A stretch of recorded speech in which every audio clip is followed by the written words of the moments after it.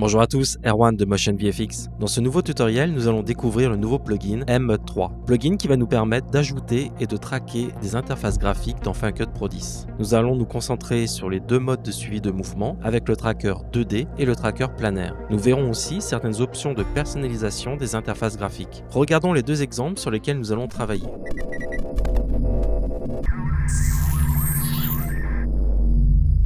La première chose à faire est d'ouvrir l'onglet des titres et des générateurs. Dans les titres, il faut sélectionner le dossier M3. À l'intérieur de celui-ci, ce ne sont pas moins de 140 éléments personnalisables et traquables qui sont présents. Ces éléments sont rangés par catégorie, comme annotation, icônes, logo, pointeur et beaucoup d'autres. Pour commencer, il suffit de glisser-déposer un élément dans votre projet. Pour le premier exemple, je vais sélectionner un pointeur et le mettre au-dessus de ma vidéo. J'ajuste la durée et je vérifie l'animation. Par-dessus l'animation, nous pouvons voir une grille. Elle va être très utile pour l'utilisation du tracker planaire. Cette grille va permettre de définir quel plan on va vouloir suivre. Il y a aussi un tracker 2D que nous verrons avec le second exemple. Afin d'être plus précis, il existe deux options dans les paramètres OSC que vous pouvez activer. La première option est Magnification, qui va faire apparaître une loupe pour les quatre coins de la grille afin de mieux voir la zone à sélectionner.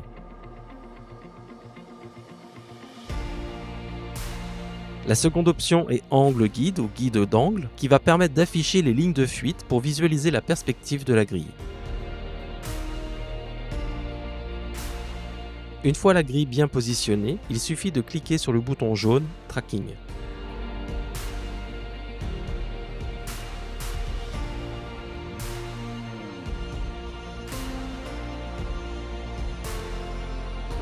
Maintenant, l'animation du pointeur est collée sur le verre gauche des lunettes. Je n'ai plus besoin d'afficher la grille. Voici une astuce pour la faire disparaître et mieux se concentrer sur notre animation. Vous avez juste besoin de cliquer sur l'outil de transformation de Final Cut Pro 10 et la grille va disparaître. Afin de garder l'animation à l'écran à la fin de mon clip, je vais désactiver l'animation de sortie.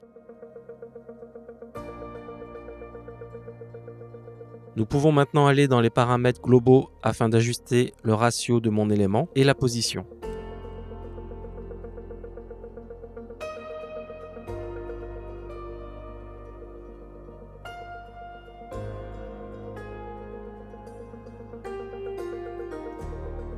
Il y a de nombreux paramètres disponibles comme la taille, la rotation, l'épaisseur des traits. L'effet Orb est l'outil parfait pour reproduire l'effet Iron Man. Lorsque vous l'activez, le plan de votre élément peut tourner autour d'un axe, que ce soit l'œil ou la tête. Comme pour l'effet de glow, vous pouvez ajouter d'autres effets comme le flou, un effet de grille ou fisheye. Tous ces effets agissent sur l'ensemble de votre élément. Mais ce qui fait la force de M3, c'est le fait que vous pouvez modifier individuellement chacun des différents calques qui composent votre élément. Chacun des éléments disponibles dans M3 dispose de leur propre nombre de calques et d'effets. Par exemple, mon pointeur que je viens de mettre est composé de 3 calques. Chacun des calques peuvent être personnalisés, on peut donc modifier la luminance, la taille, la couleur, la position, mais aussi les effets spécifiques à chacun de ces calques.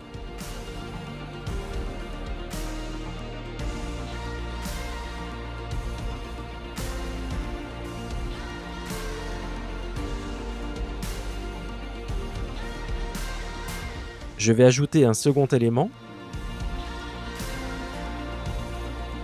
Je le glisse et je le dépose dans mon projet. Comme pour le premier, je vais le traquer.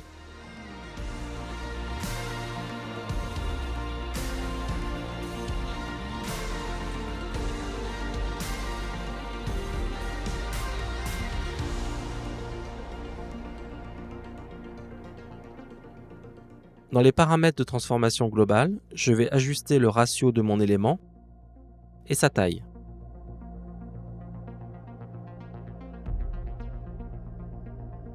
Comme je l'ai mentionné, chacun des éléments dispose de paramètres spécifiques. Pour celui-ci, je peux modifier le chiffre et enlever le pourcentage. Je peux aussi choisir la valeur maximum du chiffre qui va s'afficher à l'écran. Et comme pour le paramètre précédent, j'ai accès aux paramètres de chacun des calques. cet élément dispose de 4 calques. Ici, je vais pouvoir ajuster le nombre de traits, leur épaisseur et la couleur des différentes icônes.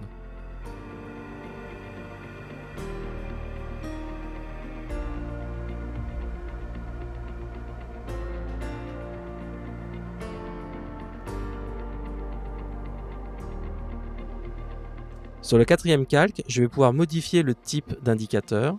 Je peux commuter entre différents choix, carré, arrondi, biseau ou flèche.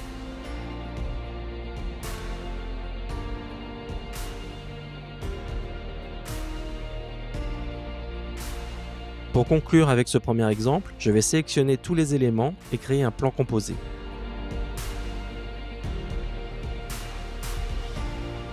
Je vais ajouter un effet M-Theme Look afin de réaliser une légère correction de couleur. Je vais ajouter une LUT 3D, comme celle-ci. Dans les ajustements basiques, je vais changer la température des couleurs afin d'obtenir un rendu plus froid. Je vais aussi ajouter un lens flare hors champ pour affiner le look, et c'est fini.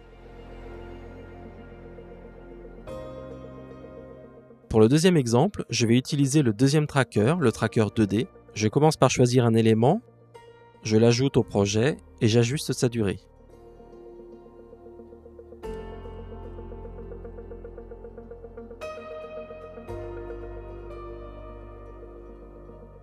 Puis, dans l'inspecteur, je vais commuter sur le tracker 2D.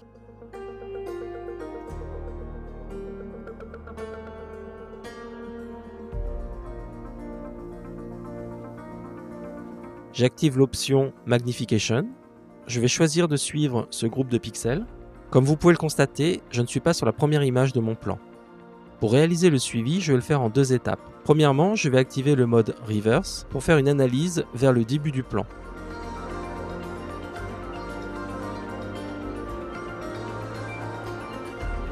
Puis, je désactive ce mode pour analyser jusqu'à la fin du plan. La différence entre le tracker planaire et le tracker 2D est le fait que le tracker 2D n'affecte pas la perspective de l'élément. Dans ce cas précis, il nous fera donc toujours face et bougera en X et en Y. Maintenant, je vais pouvoir personnaliser le modèle, je vais changer le texte et modifier la couleur de certains éléments.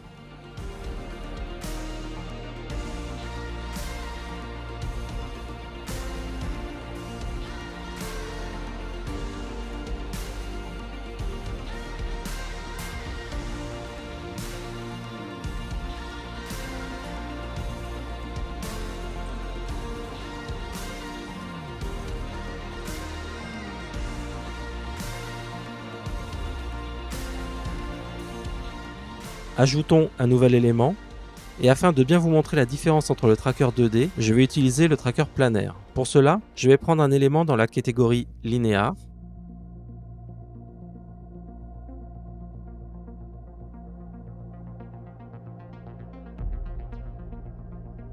Je vais ajuster la grille sur le côté du fusil d'assaut. Comme vous pouvez le constater, dès le placement de la grille, la composition prend la perspective du fusil.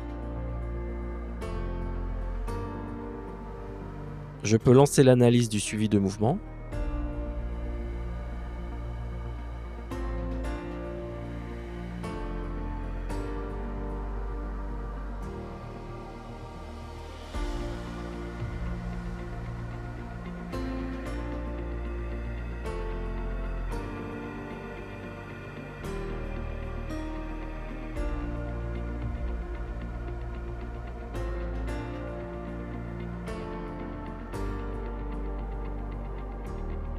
Je vais ensuite décaler la position de la composition pour mettre le carré sur la gâchette du fusil.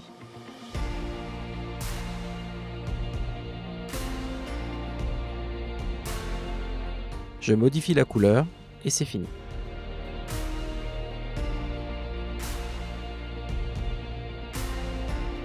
Je vais ajouter un troisième élément, je vais aller dans la catégorie Target.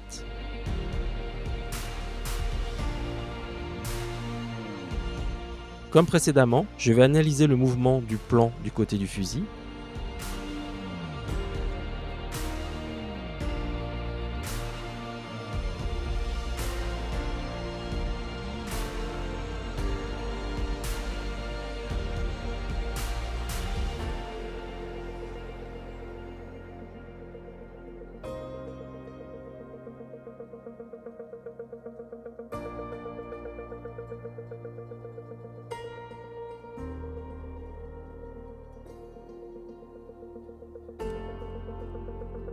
Je vais ajuster la taille.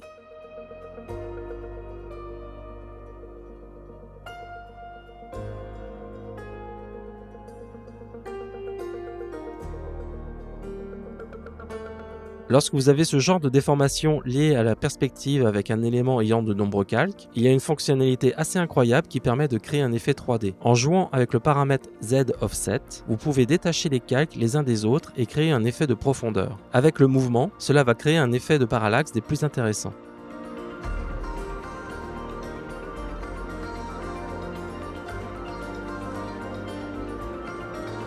Maintenant, je vais pouvoir personnaliser le modèle en modifiant la taille et la couleur des différents calques.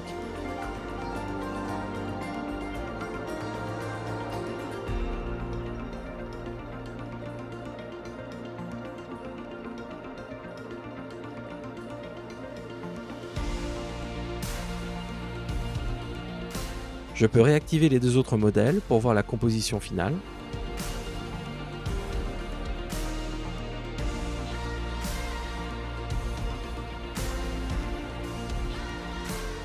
Je vais sélectionner l'ensemble et créer un plan composé. Et je vais glisser-déposer un pré-réglage de MFilmLook pour finaliser le résultat. Si vous voulez tester Emmet 3, une seule adresse, motionvfx.com, où vous pouvez télécharger une version d'évaluation. Pour plus de tutoriels, n'oubliez pas de vous inscrire à la chaîne YouTube de Motion VFX. À très bientôt, ciao ciao, bye bye.